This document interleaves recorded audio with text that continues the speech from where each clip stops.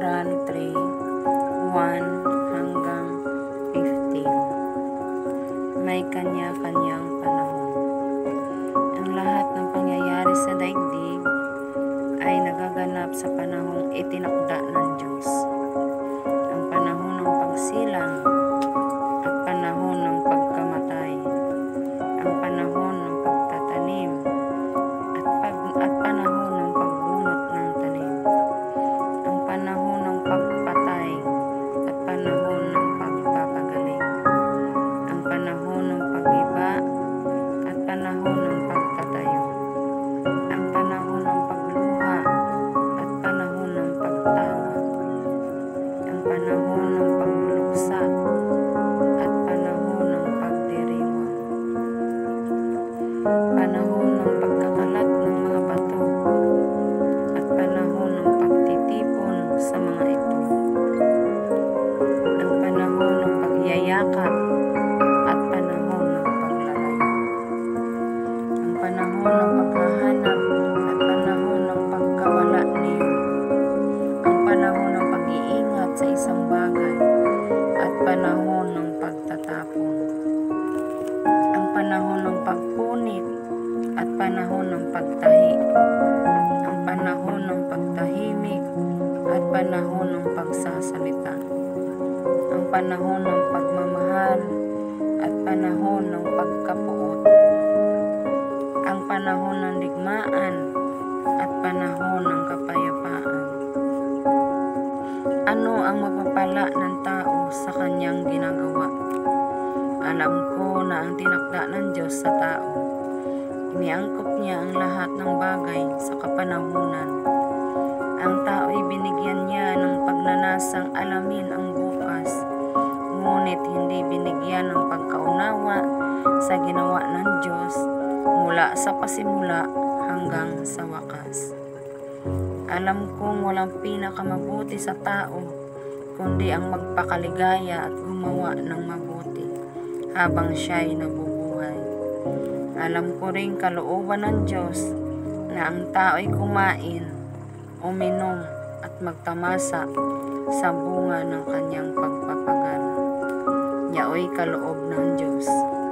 Alam kong mamamalagi ang lahat ng ginawa ng Diyos. Wala nang kailangang idagdag, walang dapat bawasin. Gayon ang ginawa ng Diyos upang ang tao ay magkaroon ng takot sa Kanya. Lahat ng nangyayari ngayon ay nangyari na noong una. Gayon din ang magaganap pa.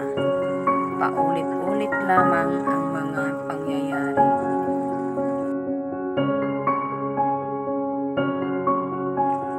Kaibigan, ano man ang sitwasyon mo ngayon, ay dapat lamang napasalamatan natin ang Panginoon. Kung ikaw man ay pinagpala sa pinansyal, ay magpasalamat ka sa Panginoon. Kasi ikaw ang gagamitin niya para sa iba. At kung ikaw man ay may magandang kalusugan, magpasalamat ka kasi yung iba ay meron ng nararamdaman. At kung ikaw ay masaya ngayon, ay tumawa ka at magpakasaya. Dahil bukas, hindi mo alam, baka ikaw ay malungkot na naman. Kaya tayo habang nabubuhay, tayo ay patuloy na gumawa ng mabuti sa ating kapwa. Dahil sabi nga, kung taano man ang ating ginagawa, mabuti man o masama, ay atin itong isusulit sa Panginoon. Kaya tulungan natin ang ating mga sarili na gawin kung ano ang tama at kung ano ang kalooban ng Diyos sa ating buhay. Dahil ang lahat ng ito ay isusulit natin sa Kanya.